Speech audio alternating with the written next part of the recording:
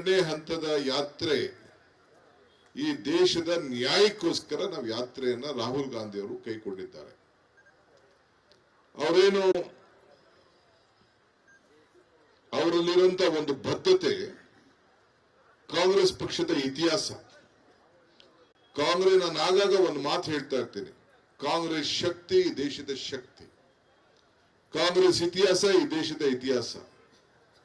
ಯಾವಾಗ ಆಗಲಿ ಕಾಂಗ್ರೆಸ್ ಪಕ್ಷ ಅಧಿಕಾರಕ್ಕೆ ಬಂದ್ರೆ ಎಲ್ಲ ವರ್ಗದ ಜನರ ದಂಡಿನ ಯಾತ್ರೆಯನ್ನ ಮಾಡಿ ಈ ಬ್ರಿಟಿಷರ ವಿರುದ್ಧ ಹೋರಾಟವನ್ನು ಮಾಡಿ ಈ ದೇಶಕ್ಕೆ ಸ್ವಾತಂತ್ರ್ಯವನ್ನು ತಂದುಕೊಟ್ಟಂತಹ ಇತಿಹಾಸ. ಬೆಳಗಾವಿಯ 24ನೇ ತಾರೀಕು 24ನೇ ಏನು ತಾರೀಕಿತ್ತು ಕಾಂಗ್ರೆಸ್ ಸಮಾವೇಶ, ಆ ಸಮಾವೇಶ 24ನೇ ವಯಸ್ಸು 24ನೇ ಇಸ್ವಿಯಲ್ಲಿ ಸಮಾವೇಶ.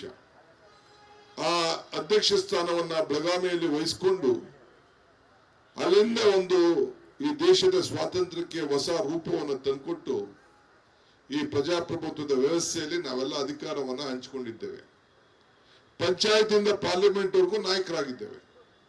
ನೀವೆಲ್ಲ ಪಂಚಾಯತಿಯಲ್ಲಿ ನಾಯಕರಾಗಿದ್ದೀರಿ, ಸೊಸೈಟಿಯಲ್ಲಿ ನಾಯಕರಾಗಿದ್ದೀರಿ, ಪಾರ್ಲಿಮೆಂಟ್ ನಾಯಕರಾಗಿದ್ದಾರೆ, MLAಗಳಾಗಿದ್ದೀರಿ, ನಾವೆಲ್ಲ ಆಗಿದ್ದೇವೆ.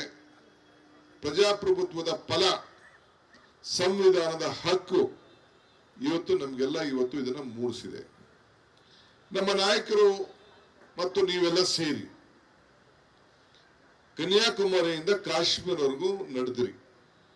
ನೀವು ಕೂಡ ಬೆಂಗಳೂರು ಕರ್ನಾಟಕ ರಾಜ್ಯದಲ್ಲಿ ಚಾಮರಾಜನಗರ ಜಿಲ್ಲೆಯಿಂದ ಹಿಡಿದು ರಾಯಚೂರು ಕೂಡ ನಿಮ್ಮೆಲ್ಲರ ಶ್ರಮ, ನಿಮ್ಮೆಲ್ಲರ ಸಂಘಟನೆ, ನಿಮ್ಮೆಲ್ಲರ ಹೋರಾಟ ಇಡೀ ದೇಶಕ್ಕೆ ಒಂದು ದೊಡ್ಡ ಸಂದೇಶವನ್ನು ಕೊಟ್ಟು ಭಾರತ್ ಜೋಡೋ ಯಾತ್ರೆಗೆ ಒಂದು ದೊಡ್ಡ ಬುನಾದಿಯನ್ನ, ಅಡಿಪಾಯವನ್ನು ಹಾಕೊಟ್ಟು ಈ ಯಶಸ್ಸಿನ ಹಿನ್ನೆಲೆಯಲ್ಲಿ ಕರ್ನಾಟಕ ರಾಜ್ಯದಲ್ಲಿ ಮತ್ತು ತೆಲಂಗಾಣ ರಾಜ್ಯದಲ್ಲಿ ಕಾಂಗ್ರೆಸ್ ಸರ್ಕಾರ ಒಂದು ಬಲಿಷ್ಠವಾದಂತಹ ಸರ್ಕಾರ ಇವತ್ತು ಅಧಿಕಾರಕ್ಕೆ ಬಂದು ನಿಮ್ಮೆಲ್ಲರ ಸೇವೆಯನ್ನ ಇವತ್ತು ಮಾಡಲಿಕ್ಕೆ ಅವಕಾಶ ಸಿಕ್ಕಿದೆ. ಇವತ್ತು ಭಾರತ್ ಜೋಡೋ ನ್ಯಾಯ ಯಾತ್ರೆ ಅಂತೇಳಿ ನಾನು ಸಿದ್ದರಾಮಯ್ಯನವರು ಆ ಒಂದು ಸಭೆಯಲ್ಲಿದ್ದು, ನ್ಯಾಯ ಯಾತ್ರೆ ಬೇಕಾ ಬೇಡವಾ ಅನ್ನೋ ಒಂದು ದೊಡ್ಡ ಸಭೆಯನ್ನ ಇದ್ದು ನಮ್ಮನ್ನೆಲ್ಲ ಕರೆಸಿದ್ರು. ಸೊ ಕೊನೆಗೆ ಅನೇಕ ಚರ್ಚೆ ನಡೀತು. ಭಾರತ್ ಜೋಡೋ ಯಾತ್ರೆ ಅಂತ ಮಾಡಬೇಕು, ಕೆಲವರು ನ್ಯಾಯ ಯಾತ್ರೆ ಮಾಡಬೇಕು, ಕೆಲವರು ನ್ಯಾಯ ಬೇಡ ಅಂತ. ಸೊ ಅನ್ಯಾಯದ ವಿರುದ್ಧ ಹೋರಾಟವನ್ನು ಮಾಡಕ್ಕೆ ಎರಡನೇ ಹಂತದಲ್ಲಿ ರಾಹುಲ್ ಗಾಂಧಿ ಅವರು ತೆಗೆದುಕೊಂಡಂತ ಒಂದು ತೀರ್ಮಾನ ಇದೆಯಲ್ಲ, ಈ ಚಳಿಲಿ ಈ ಬಿಸಿಲಿನಲ್ಲಿ ಇವತ್ತು ಒಂದು ಬದ್ಧತೆ ಇದೆಯಲ್ಲ, ಈ ದೇಶದ ಜನತೆಯನ್ನ ಹೃದಯವನ್ನ ಒಗ್ಗೂಡಿಸಬೇಕು, ಯುವಕರ ಸಮಸ್ಯೆಯನ್ನ ಬಗೆಹರಿಸಬೇಕು, ಈ ದೇಶದಲ್ಲಿ ಆಗ್ತಾರಂತ ಒಂದು ಬೆಲೆ ಏರಿಕೆಯನ್ನ ತಡೆಗಟ್ಟಬೇಕು ಅನ್ನೋ ಒಂದು ಒಂದು ಮೂಲ ಮಂತ್ರವನ್ನ ಇಟ್ಕೊಂಡು ಈ ಯಾತ್ರೆಯನ್ನ ಮಾಡ್ತಾ ಇದ್ದಾರೆ. ಇದು ನಮಗಲ್ಲ, ಎಲ್ಲ ವಿರೋಧ ಪಾರ್ಟಿಯವರು ಕೂಡ ಇದೊಂದು ಮಾದರಿ, ಇದೊಂದು ಇತಿಹಾಸ. ಇದು ಕಾಂಗ್ರೆಸ್ ಪಕ್ಷದಲ್ಲಿ ಮಾತ್ರ ಇಂಥ ಇತಿಹಾಸವನ್ನ ಮಾಡ್ಲಿಕ್ಕೆ ಸಾಧ್ಯ. ಈಗ ಬಿಜೆಪಿಯವರು ಯಾರು ಇಂಥ ಯಾತ್ರೆಯನ್ನ ಮಾಡ್ಲಿಕ್ಕೆ ಪ್ರಯತ್ನ ಮಾಡಲಿಲ್ಲ. ಹಿಂದೆ ಚಂದ್ರಶೇಖರ್ ಅವರು ಅವ್ರದೇ ಆದಂತಹ ಒಂದು ರೀತಿಯಲ್ಲಿ ಒಂದು ಚಂದ್ರಶೇಖರ್ ಅವರು ಪ್ರಯತ್ನವನ್ನ ಮಾಡಿದ್ರು. ಅದು ಬಿಟ್ರೆ ಇಷ್ಟು ದೊಡ್ಡ ಯಾತ್ರೆ, ಇಷ್ಟು ದೊಡ್ಡ ನಡಿಗೆ ಇದು ಕಾಂಗ್ರೆಸ್ ಪಕ್ಷದಿಂದ ಮಾತ್ರ ಸಾಧ್ಯ. ನೀವೆಲ್ಲ ಕಾಂಗ್ರೆಸ್ ಪಕ್ಷದ ಕುಟುಂಬದ ಸದಸ್ಯರು, ನಿಮ್ಮೆಲ್ಲರೂ ಕೂಡ ಅದು ದೊಡ್ಡ ಶಕ್ತಿ ಮೂಡ್ತದೆ. ಇವತ್ತು ಮತ್ತೆ ಮಣಿಪುರದಿಂದ, ಮಿಜೋರಾಂನಿಂದ ಮತ್ತೆ ಇವತ್ತು ಮುಂಬೈವರೆಗೂ ಕೂಡ ಈ ಯಾತ್ರೆ ಪ್ರಾರಂಭ ಆಗಿದೆ. ಈಗ ಕಳೆದ 2 ದಿನದಿಂದ ಅಸ್ಸಾಂನಲ್ಲಿ ಏನು ನಡೀತಾ ಇದೆ, ಇವತ್ತು ಬೆಳಗ್ಗೆ ಕೂಡ ನಾನು ಇಲ್ಲಿಗೆ ಬರ್ಲಿಕ್ಕೆ ತಡ ಆಯ್ತು. ನಾನು ಅಲ್ಲಿಂದ ಮಾಹಿತಿನ ತರ್ಕೊಳ್ತಾ ಇದ್ದೆ. ಕೆಲವು ನನ್ನ ಮಂತ್ರಿಗಳೆಲ್ಲ, ಸ್ನೇಹಿತರು ಹೈದರಾಬಾದ್ ಅವರೆಲ್ಲ ಹೋಗಿದ್ದಾರೆ, ಅಲ್ಲಿಂದ ಫೋನ್ ಮಾಡಿದ್ರು. ಇವತ್ತು ಬೆಳಗ್ಗೆ ಗುವಾಹಟಿ ನಗರದಲ್ಲಿ ಎಂಟ್ರಿ ಮಾಡ್ಲಿಕ್ಕೆ ಬಿಟ್ಟಿಲ್ಲ. ಸುಮಾರು 5,000 ಜನ ಕಾರ್ಯಕರ್ತರನ್ನ ಇವತ್ತು ತಡೆ ಮಾಡಿ ಅಲ್ಲಿ ಪ್ರತಿಭಟನೆ ಈಗ ನಡೀತಾ ಇದೆ.